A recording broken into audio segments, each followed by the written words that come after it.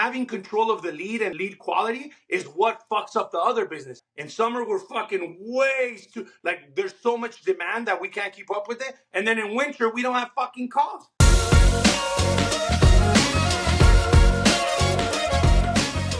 Hey, how's it going? It's Tim Brown, and this is the Plumbing and HVAC Hustle Podcast. And today I've got Ishmael Valdez on. How you doing, sir? Good. What's up, Tim? We're talking about Nuve, and it's a thermostat. Tell me if I get this pitch right. It's a thermostat that you can brand as a home service business, as an HVAC company, to remind the customer of who their HVAC company is, and it has some other smart thermostat capabilities. Correct me. It's a thermostat disguised as it's a marketing source disguised as the thermostat. I like that. We're talking about increasing customer loyalty and HVAC. Do you say HVAC or HVAC? I do HVAC, but the thermostat that we came up with, we just had a roofer. We had 3 roofers go on, and we had a couple electrical companies go on, just because we keep telling everybody, we're a thermostat. We're meant to control the air conditioning, but essentially we're a marketing source. We're a different avenue to be able to communicate with the client. The only avenue with 100% open rate, which is the dopest part about it.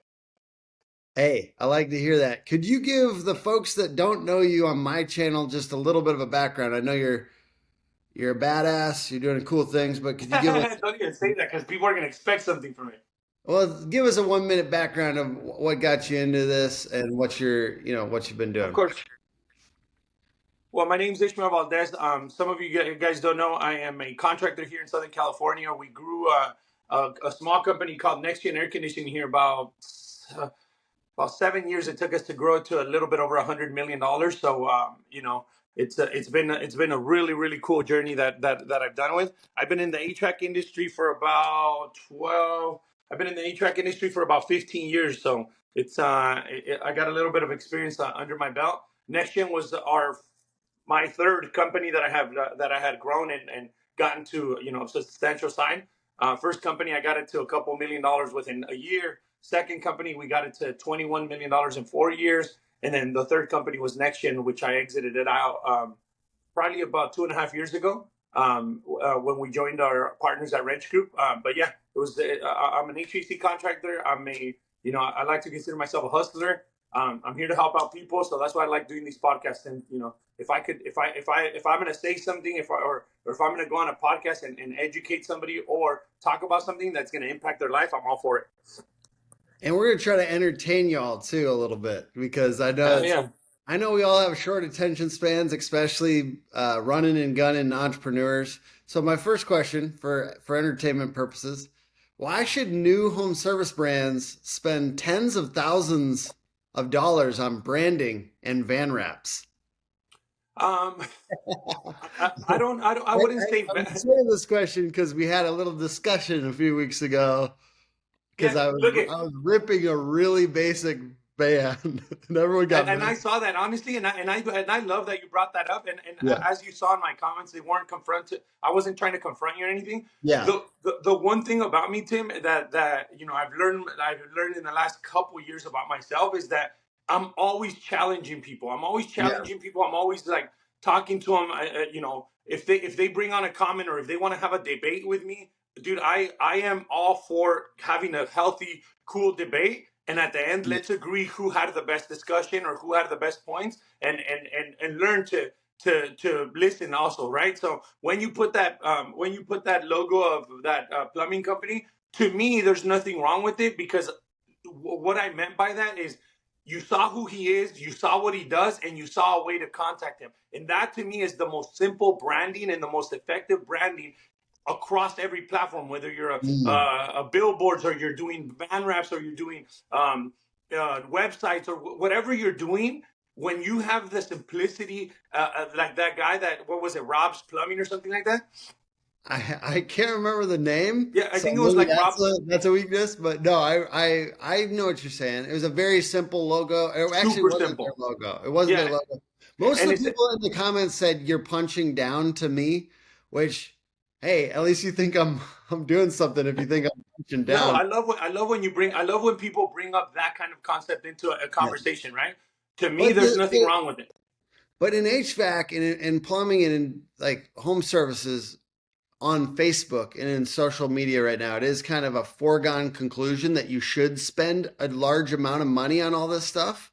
And I appreciate, and by the way, you say something, I hear it a little differently than just your random folks on Facebook. Yep. But I do agree that $30,000 or $60,000. I'm not saying everyone. I don't think everyone needs to spend that. Nope. Nope.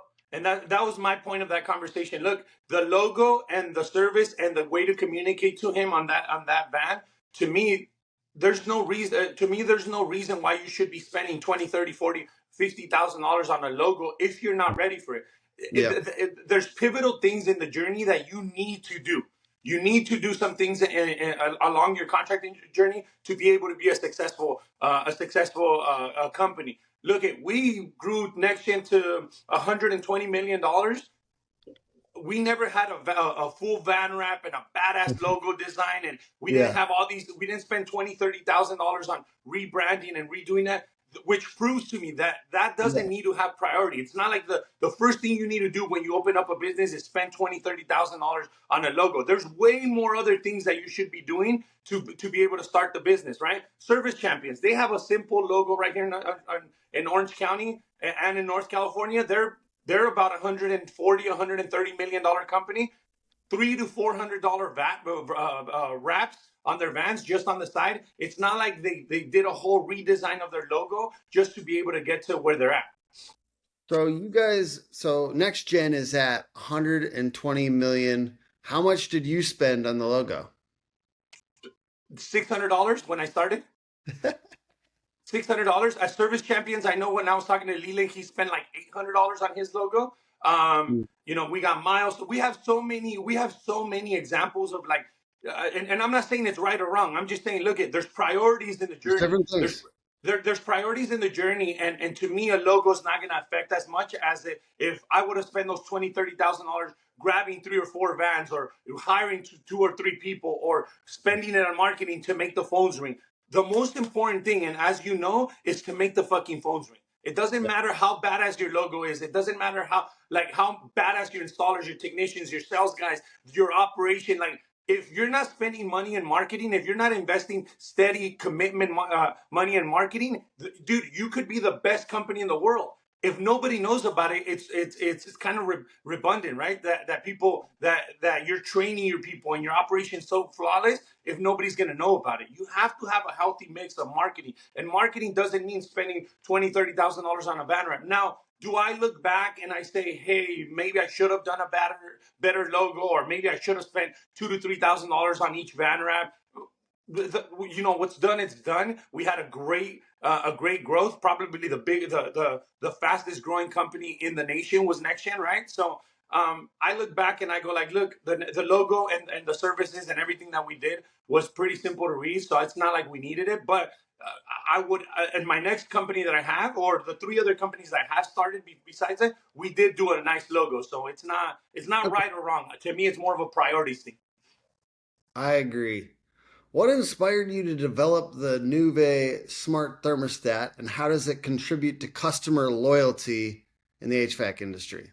Look at when I've been working on the operation, and I'm not saying just NextGen operation. I'm saying in the whole industry operation. I look at it and I go like, look, there's something wrong. There's always something wrong in the operation. There's always something that we can be doing better as contractors. And when I attack a project, it's not like I'm doing it just for myself. It's not like I'm just doing it for NextGen or for Ranch or for people that I want to help. I'm doing it as for an industry problem that we all have. There's major industry problems that we have, and retention of clients is one of the biggest one that every contractor in every trade, not just plumbing, not just air conditioning, not just roofing, every contracting business has the problem. Retention of clients is one of the biggest problems that we have, and that's what we needed to solve at NextGen. I mean, at Nuve, there was 2 things that I wanted to attack: the retention of it and the customer journey. Okay, and listen to how simple I'm going to put it. The customer journey, nobody, and listen to me, nobody but the fucking alarm companies got it right. If something goes wrong with their alarm, with your alarm at home, Tim, what do? You go to the panel, you try to arm it, or the sensor's fucked up, or whatever it is. You know exactly who to go to because there's a panel. There's custom. Your panel has your dealer information, the logo, right? You know it's ADT. You know it's Bell. You know it's whatever company you hired, right? And that's the one thing that the alarm companies got right.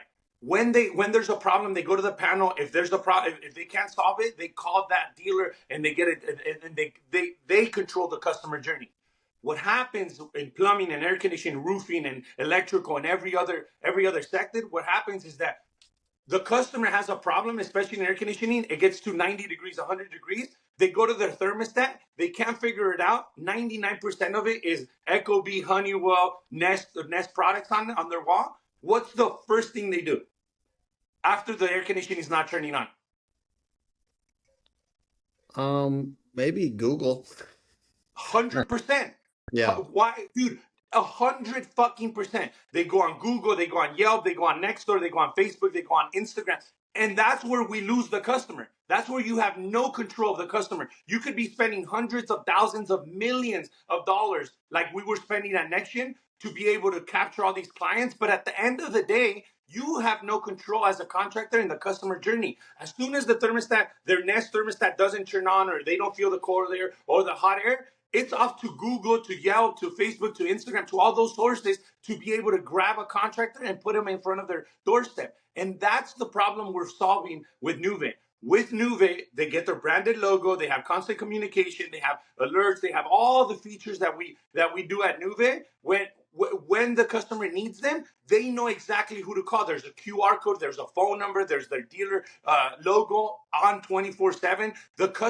That's where you grab the customer in the customer journey. That's where you take control of it, right? Right now, and this amazes me, by the way, for the last 40, 50, 60, 100 years that we've been doing air conditioning, I know that people, try to print their name on the Honeywell thermostats 5, 10 years ago, but after a year, after a month, it would fade away, and people stopped doing it. We needed to do this digital logo thing a long time ago, and it fathoms me that Google, that Nest, that Honeywell, that Ecobee, all these thermostats never thought of the contractor because they were too fucking greedy to be able to think about us. They went around us and started selling to the public. And that's the one thing that we promised at Nuve that we weren't going to do. We're always going to cater to the contractor. We're always going to give the contractor the priority to make money on the client, right? We are never going to sell it to retail. We're never going to go direct to the consumer. We're never going to put pricing online, right? Because we are always going to take care of our contractor. So to answer your question, what did we solve? We solved the customer journey by being able to make it easier for them to contact us through the app, through the thermostat. Yeah, and for what it's worth, as a marketer, I love this thing. I've been trying to solve and make suggestions for contractors to solve these kinds of questions. And I mean, even commercial, like for instance, commercial roofing, we recommend a big sticker on the walk up to the roof, or I know that I've recommended in the past stickers next to the garage door opener, things like that. Just get it in there, because that is the sticker on the unit is what we've got right now, right? Yep. Or a magnet, and a magnet gets removed once if what you want to do is on the home, right? Not even just the customer, because the home, and this sticks, right? Nuve sticks. It's in there. Even if the homeowner leaves, we know who services this house. That is my next hurdle that we overcome. Yeah. How many times does a contractor go to a house, does a repair for them, $1,000, $500, whatever it is, 2-3 months later they have a problem? What do they do again? They go on Google, they go to the thermostat, it doesn't work. Hopefully they remember who will service the unit, but we're basing our business on hopefully they remember. And that's the thing that we wanted to solve at Nuve. We want to make sure that if you repaired a unit, right, which we're telling contractors when we're doing the demo and the demo of Nuve, we're telling them anything above 8 years old, you should be fucking giving thermostats away, because the chances of them calling you back goes from little, and then we got a statistic from our partner partners at Service Time. 99% of contractors are retaining clients at less than 8%. This includes plumbing, electrical, HVAC, everything. That means out of 100 clients, 92 clients are going to go with somebody else because we're only retaining 8 clients. You want to know what the alarm company's running on? 94.1% retention. 94.1% retention just because of a stupid panel. Because of a stupid panel that has their brand and their contact information on there, which the homeowner has to use to be able to arm it. That's the exact same approach that we did with Nuve. The thermostat has the logo on it. The custom app, which is fucking for the first time in history, contractors are going to be able to have real estate inside the consumer phone. For the first time in history, there's the reason why we should be in the consumer home screen, right? To be able to operate their system. So dude, it's part of what we're trying to solve here at Nuve is that customer journey. Many homes suffer from inefficient HVAC systems due to leaky ducts, leading to uneven room temps, lost airflow, and higher energy costs. AeroSeal's innovative sealant technology targets and repairs leaks, improving airflow and efficiency. Increase your customer satisfaction, increase sales, and offer a unique market advantage. Become a leader in HVAC efficiency. aeroseal.com. And, like people might be saying, well, I got a sticker on the unit. Or I got a sticker. Good. That's never going to work because guess what? That sun is beating on that sticker all day long. And guess what? 99% of the time happens. They peel off. The customer sees it. They take it off because it looks ugly, right? The one thing that they also don't go look at their unit all the time. Like we're not exactly. That's the crazy part. Like, yeah, we're like 1% of the time we might look at the unit. The 99% we're looking at the thermostat. The one thing they can't ignore, Tim, the one thing that they can't ignore is the thermostat. Why? Because they need it. When it's super hot, when they're super cold, they need their thermostat. They will never ignore it, right? And that's why we're going to become the most effective marketing source because our message is on the thermostat and on the app, 100% open rate. Listen to me. There is no other source in the fucking world that gives you 100% open rate. Not email blast, not fucking direct mail, not text messaging campaign, ringless voicemail, not all those old school sources that we used to have. Nobody gives you 100% open rate, just Nuve. Why does Nuve give you 100% open rate? In order for them to operate their thermostat, they need to go on their app. And if there's the message, it's front and center there. They have to read it and clear it before they can use it. Same thing with the thermostat. There's a message across the temperature. They have to read it and clear it in order for them to operate the thermostat. We are going to run on 100% open rate, and I can't wait to show every contractor out there what 100% looks like and what a contracting business with 90 plus customer retention looks like. So those are the two problems we're solving with Nuve. Let's go to just your experience with NextGen for a second, if that's okay. How did the initial vision kind of evolve? Did you sell the company before NextGen? I sold 2 companies before NextGen. Okay. So RHA and Home Comfort USA were my 2 projects before we launched NextGen. The NextGen was my third and obviously most successful exit that I had. What was the initial vision, and then how did it evolve in terms of like customer loyalty, service quality? Like where did it start in comparison with the other one, and where did it go? Honestly, the only reason why NextGen started is because when I was growing Home Comfort USA with my ex-partner Ken, not Ken Haynes, Ken Starr. When I was growing that company, we had a little disagreement towards the end of our relationship, and he decided to part ways with me, knowing that I had a partnership with him. And he kind of screwed me over on the partnership because I didn't have all the legal paperwork that I needed to be able to obtain the 50% partnership that we agreed on.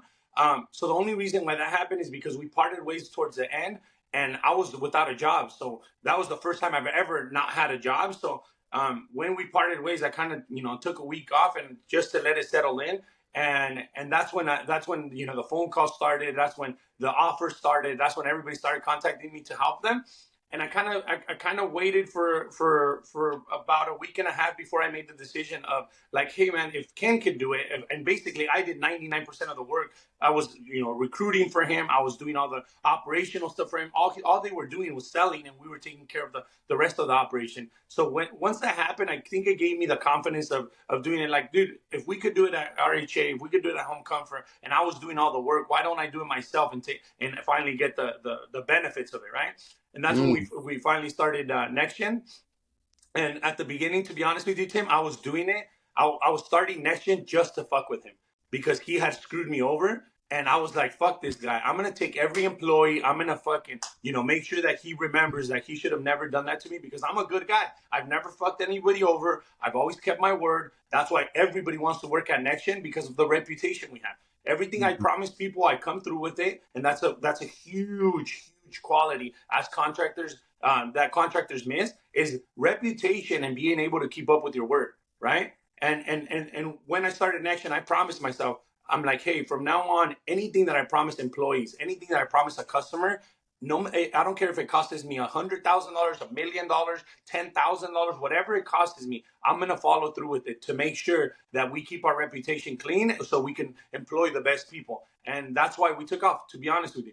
Everybody that came in and applied, I would interview them. I would offer them, obviously all the things that we wanted to offer them to get them to come and join us. And up to now, when we partnered up with Wrench, they're still going in there. They're promising the world to them, but they're coming through with it. It's not like we're just lying to people and people are pissed off that they join NextGen. Like NextGen is still one of the dopest Southern California companies to work for. So I think that what sparked that growth was being able to retain our employees and being able to market ourselves so much. I don't want to consider myself a marketing guru, but my mind works so simple. Everything that I do, right, from my billboards to the way I have my website set open to the way we present ourselves in the home, everything's just so simple and frictionless for the consumer. Is why NextGen keeps winning.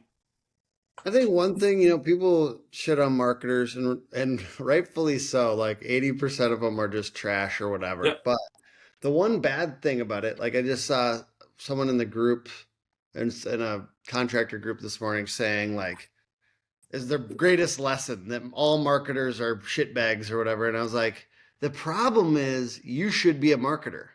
Like, it's like when we're starting in entrepreneurship and we're good at our job and we're like, sales are fucking slimy. And it's like, that's bad for you, dude. I'm not telling you to hire.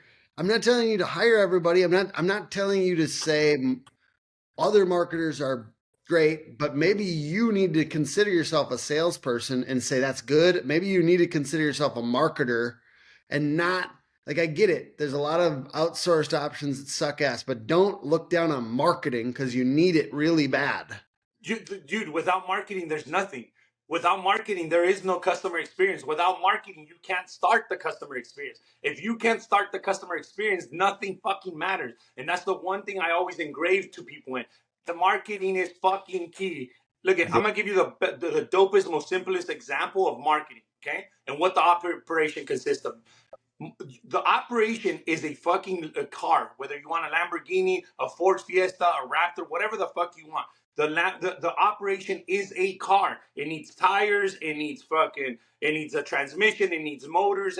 Those things are people inside the operation. What creates the car? The marketing is the gas that you put in the car to be able to move it forward. And the one thing that people got to understand, instead of trying to choose which gas I should put in my car, 87, 89, or 91, they should be putting fucking gas without. The problem with most contractors is they're sitting there, well, which gas should I put? Yeah. Which marketing source should I use? Fuck anything. 87 works just as good as 89, just as good as 91 gas, because it's going to make the vehicle move forward. And that's what marketing is. Marketing is the gas inside the car to be able to move it forward. I would say one add-on to that is you want it to be concentrated gas, right? Yes. So like sometimes, like what I don't like is sometimes, and I'm not going to shit on a bunch of marketing agencies, but like when they don't tell you what they're spending on the ads themselves versus we need to know what's ads and what's management fee. And you want to have as much gas as you can. And you want to layer on, and this analogy kind of breaks down in this point, but you want to layer them on. You don't want Of to. course. What I always see with early contractors that 1 to 5 million or whatever, sometimes they're like, okay, so if I do Facebook ads, maybe I should round down Google ads. And you're like, no, motherfucker, use Everything. all of them. Like Yes. 5 things. We need 5 things, and we need a lot of them. And that's what I keep telling contractors. Look at the analogy behind the gas is just making sure that the vehicle moves forward. Like, yes, the branding matters. Yes, the source matters. Yes, the type of gas matters. But at the end of the day, what I'm trying to get to people is you guys are not even making decision of putting the gas. That's where you guys are stuck. You guys are wondering why the car doesn't move is because we don't have gas. We don't have any marketing going on. We are depending on referrals on everything. And that's the one thing that pisses me off about most contractors is that when they come up to me and they're like, Ishmael, I want to grow. What do I do? What do I do? I'm like, well, how much are you spending on marketing? Oh, no. I don't do marketing. Everything's based referral. All my customers love me. I'm like, okay, so how do you expect to grow? You think all these referrals that you get, which come once a month, once every other month, like that's not going to be enough to be able to feed the machine. You need to spend marketing money, no matter how fucking how you want to slice it. Whether you want to do 80% on Google and 20% on branding, whatever you want to do. That's why you hire a marketing company so they can tell you, so they can give you advice on where should I spend the money, how much should I spend. This is the amount of people that I have. What budget should I have? Those are the kind of things that like frustrate me about the contractors. Like they should be hiring you guys, the marketing people, the experts, to lead us on that. Before we go on to the next subject, the problem with the contractors is that, well, how do I know which marketing company to hire? The fuck? Nobody knows. It's just like an employee. When you hire an employee, you don't know if it's gonna be a badass employee or a fucking piece of shit. The only way you know is if you hire them. And I tell this to everybody: hiring is fucking guessing. Firing is knowing.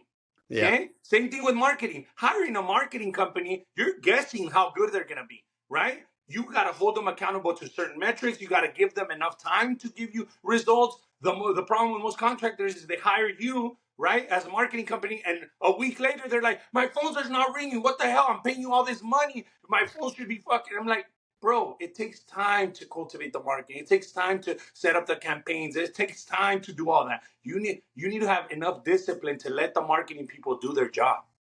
I agree 100% for some reason. Well, what other technologies on the customer loyalty side? And if you have any other brands or things, like what else is on the market? What else were you using at NextGen? And what else is kind of innovative out there besides just Nuve? And everyone, to me, Nuve is the number one. Get out there, grab it. Everyone should be doing this. Get your brand out there.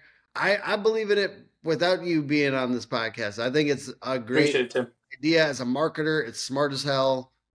Everyone needs to be doing this. What else is out there? Is there any other companies that are doing cool things that increase customer loyalty? Is there any other technology or anything? One thing that did help us out along the journey is 4 years ago, I started this company called DataCube. I'm the co-founder and CEO of it. About 4 years ago, I started, which is a live KPI dashboards where you can track CSR metrics, where you can track tech metrics, sales metrics, install metrics. Every department you can track on it, but it's live KPIs that we display on TVs. So as soon as a sales guy sells, as soon as a technician does a repair, anything, it triggers all their KPIs, and you're able to see who's performing at what level live instead of waiting for a fucking P&L, instead of waiting for a technician card to be done manually by your office personnel, right? The one thing that when I started my contracting business, everybody did the same thing when they were trying to get metrics for their people.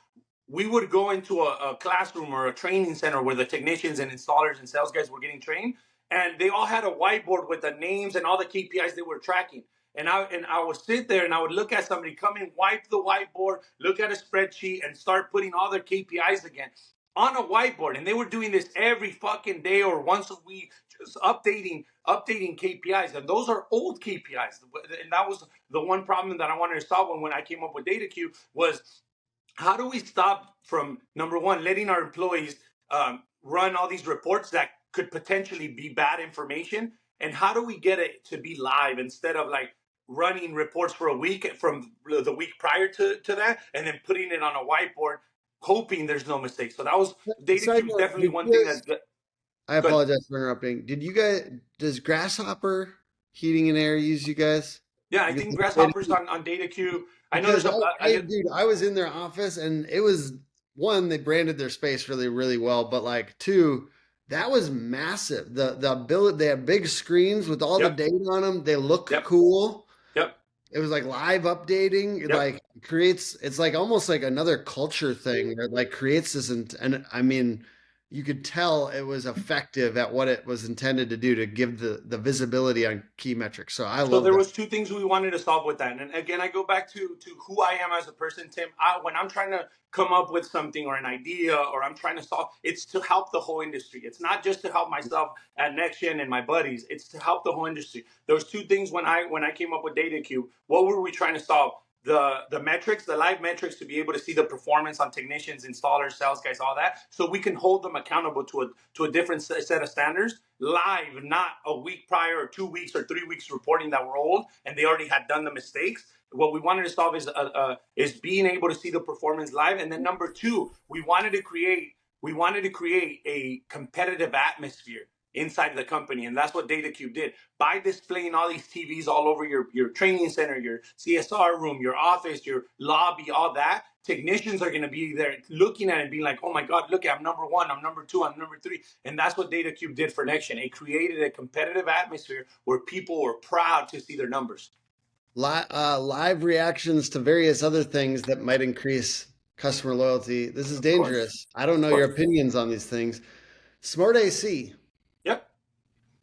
What is your perspective on that? Do you think that that's a retention? I don't think it's a retention tool. I think more, and this is, this is my humble opinion on it. Why we don't do all these sensors at Nuve is because we're not trying to replace the technician. And that's what the Smart AC kind of wants to do. They're trying to replace the technician. Look, there's two people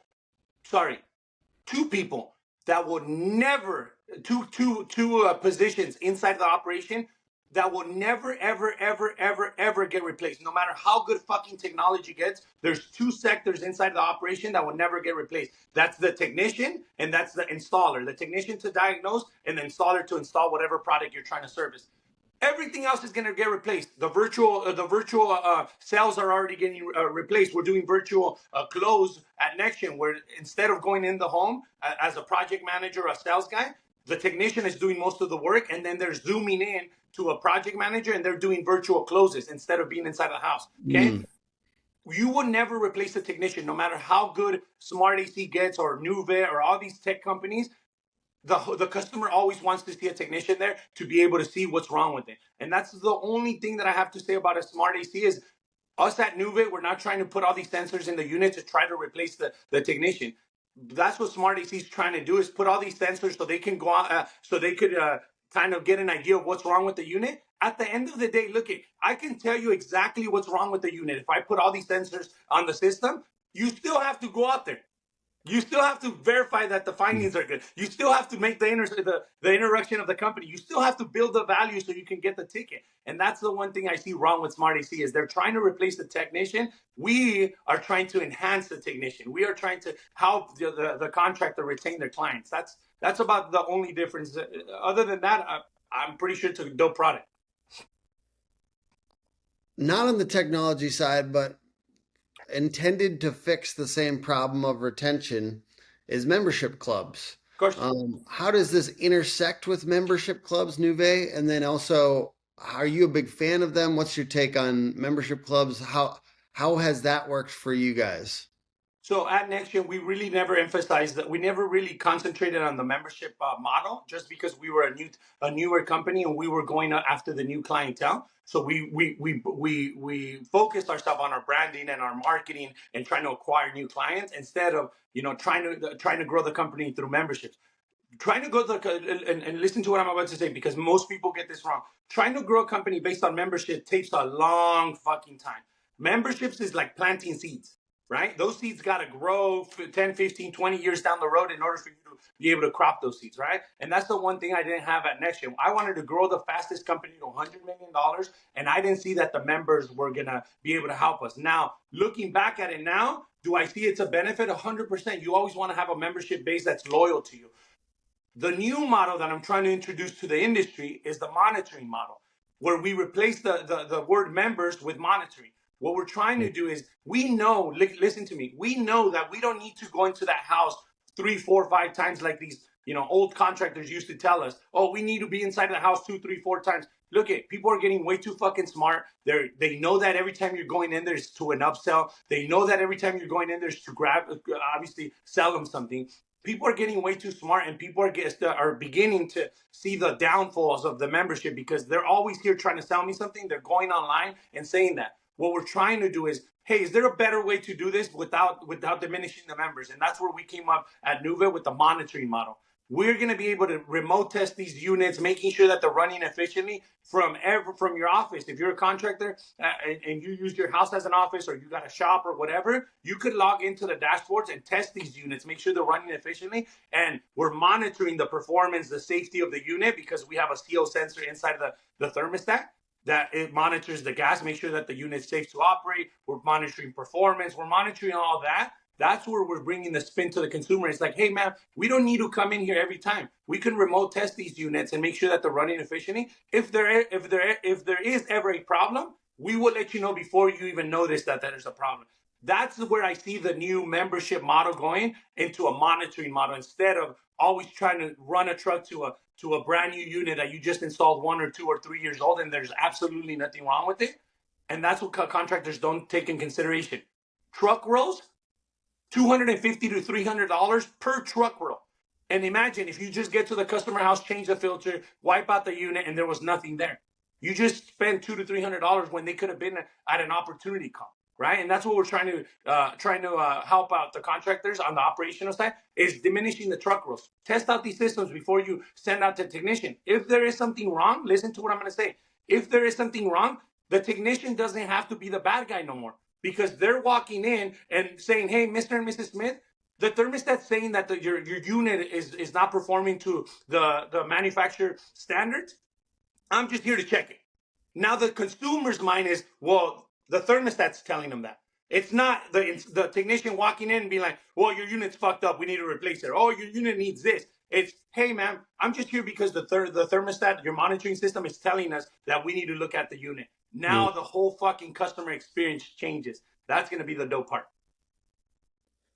What leadership qualities are essential for successfully scaling a home service business and getting loyal customers? Have you ready for this? And I know it's going to be controversial. Look, in order for you to grow a company from 0 to 100 million, from 0 to 10 million in a short period of time, you need fucking balls. No matter how you want to slice it. I know most people want to say, well, you want to be methodical and educated, and you want to do this. Look, at the end of the fucking day, you need balls to hire people. You need to be able to contract. You need to be able to make decisions on marketing. You need to be able to make decisions on operating. All that takes guts, bro. Like, the one thing that I gotta tell, like, that I see when contractors come up to me, and I see that why they're 2, 3 employees deep and they have 10 years in business or 20 years in business. They don't have confidence in themselves. They don't make decisions. They wait kind of to see what's going to happen with the industry, instead of them like, hey, what do I need to do to grow the business? What decisions need to be made? So to answer your question, what does a successful entrepreneur in the contracting side need to have? They need to have a lot of fucking confidence, bro. They need to have a lot of confidence in their team and their brand and the way they present themselves. They need to have confidence enough to make decisions, right? Because all these contractors that are stuck below $1 million, below $2 million, is because they don't have confidence in themselves to make decisions. They're too scared to make a decision because they're afraid of the results.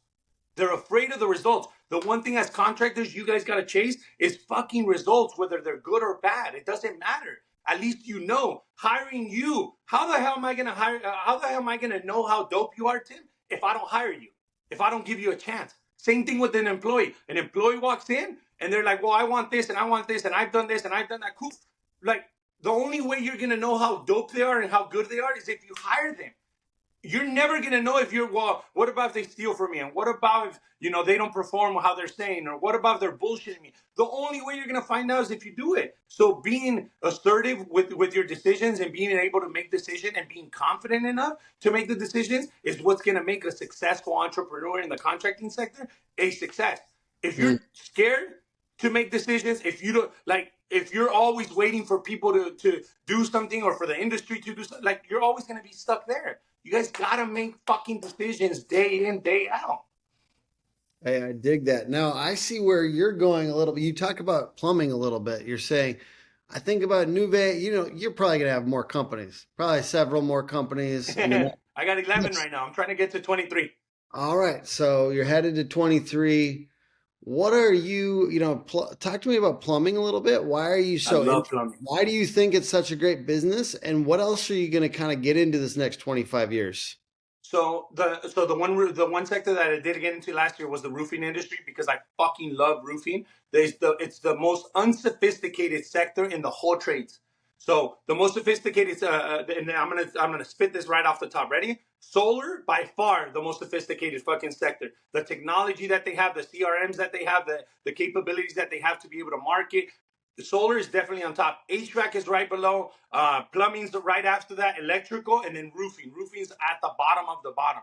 They are, dude, from their marketing, the way they fucking operate, the way they provide financing options. Like, they are so unsophisticated, and that's the one sector I got on last year just because of that. But plumbing, bro, plumbing is the most beautiful trade in the world. And let me tell you why. There's only one reason that differentiates plumbing from every other sector. Ready?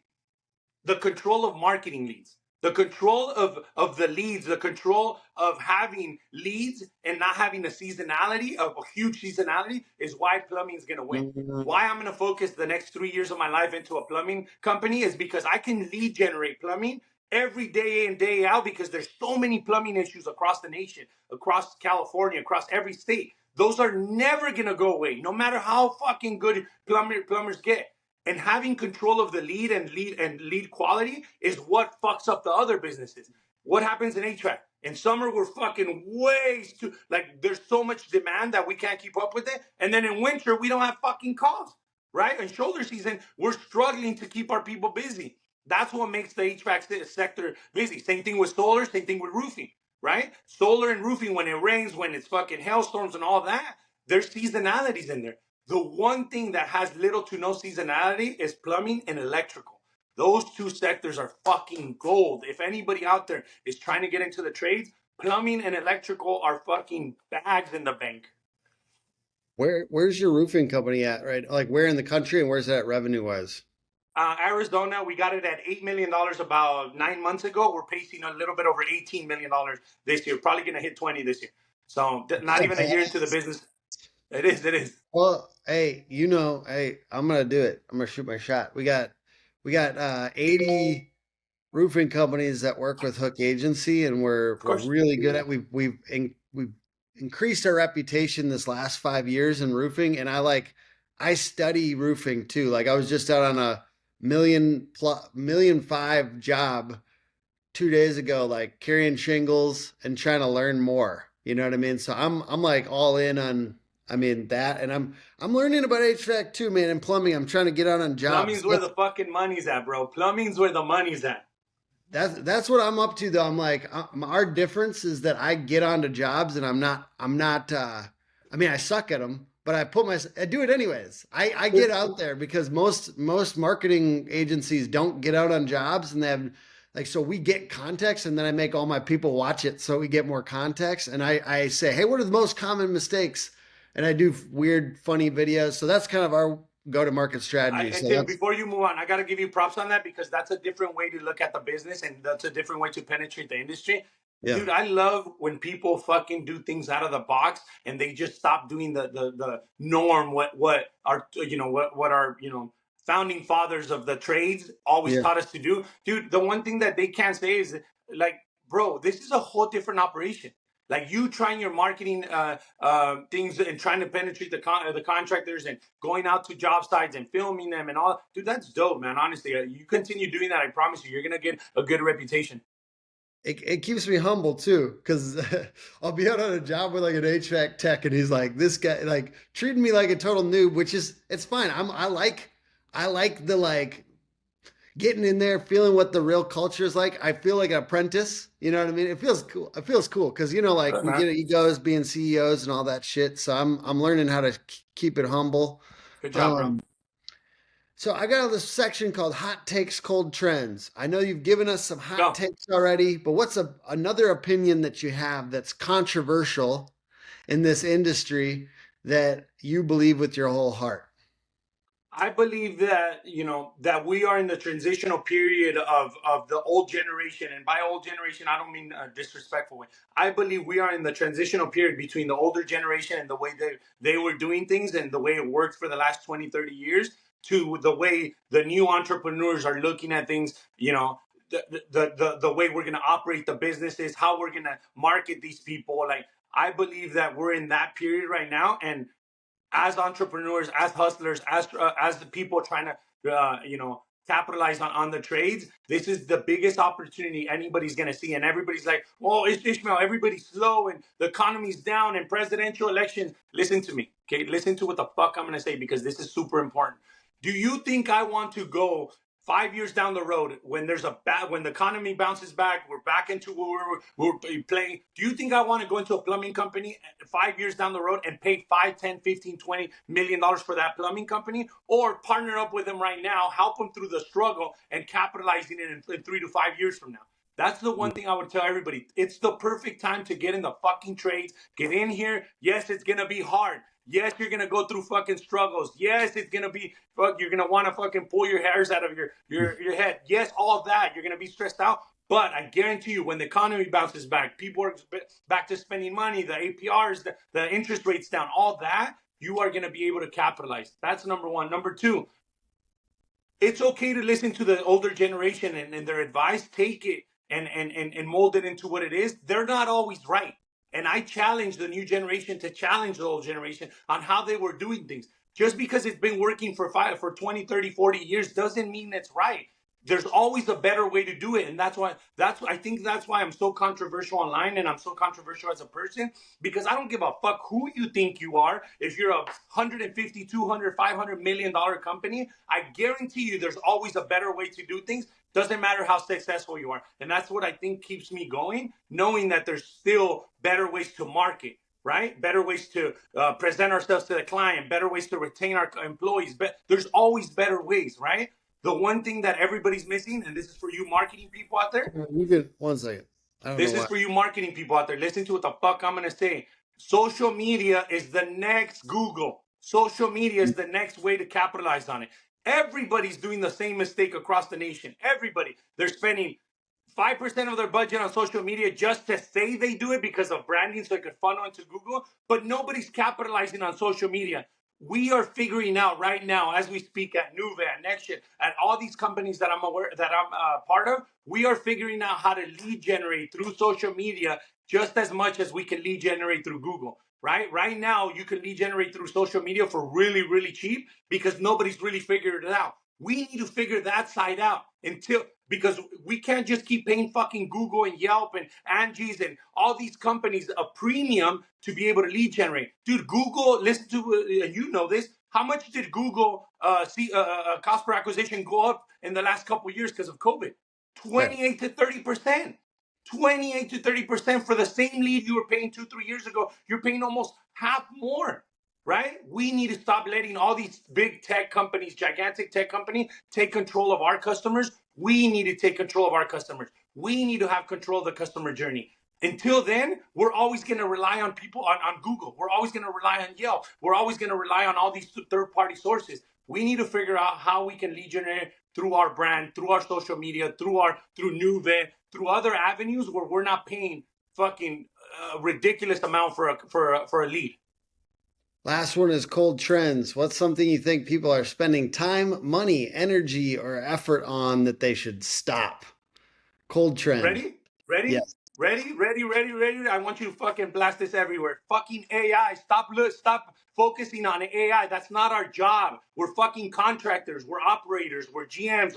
We're leaders. We don't dude, yes, it's going to affect our operation. Let the tech people figure that shit out. We need to focus inside the operation. We need to focus how to make our clients better, how to make our customer experience way better, how to make our customer experience easier, how to treat our people better, how we can pay our employees more. We need to focus on what we have control of, which is the customer experience and your employees.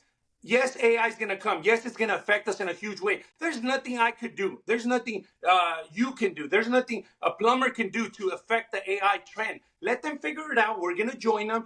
Look, you know who's going to figure out AI faster than anybody? Service Time. You know why? Because they have a gazillion fucking dollars to spend on AI on how to transform our industry. So why are we going to focus on, well, we should be focused on AI and what it's going to do? No, motherfucker. Go back to focusing on the client. Go back to focusing on the customer experience. Go back to focusing on your people. That's what we need to do, and stop with this AI bullshit. It's not, if it comes, it comes. If it doesn't come, you're wasting your time. You're wasting your time. All right. Could you give me like a 20, 30-second final pitch for Nuve and then call us to action? Look, there's two things that we wanted to solve at Nuve. There's two things that we wanted to solve at Nuve, and this is an industry problem. The first thing we wanted to solve was the customer retention. Whether people see it or not, we're running at 8% or less for customer retention across the board. What we wanted to do is increase it to double digits. The second thing is getting control of the customer journey. We have no control of the customer journey. When they need us, they always go to Yelp, Google, Facebook, Instagram, all that, and then we're at their mercy. Hopefully they choose us.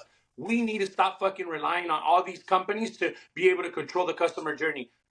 By installing a Nuve thermostat in every client, you are guaranteed that you're going to get that lead back. You're guaranteed that that customer is going to call you. If they ever sell that house, guess who they're going to call? Whoever the thermostat name is on. Right now, if they sell the house and it's an S thermostat, they're going on Google. You're losing that client to a competitor or to Google. Stop that bullshit. Put a Nuve thermostat, and I promise you guys, your retention is going to skyrocket, and you're going to be able to market the consumer in a different way that nobody's ever done it, with 100% open rate. Let's go. What's the .com for Nuve? NuveHome.com, baby. We could get you onboarded. It usually takes about 45 minutes to an hour for a really, really smooth onboarding. After that, we ship you your thermostats. You can start installing them in 2-3 days from now. So get on NuveHome.com. I'll have my team reach out to you and get you the best experience on onboarding.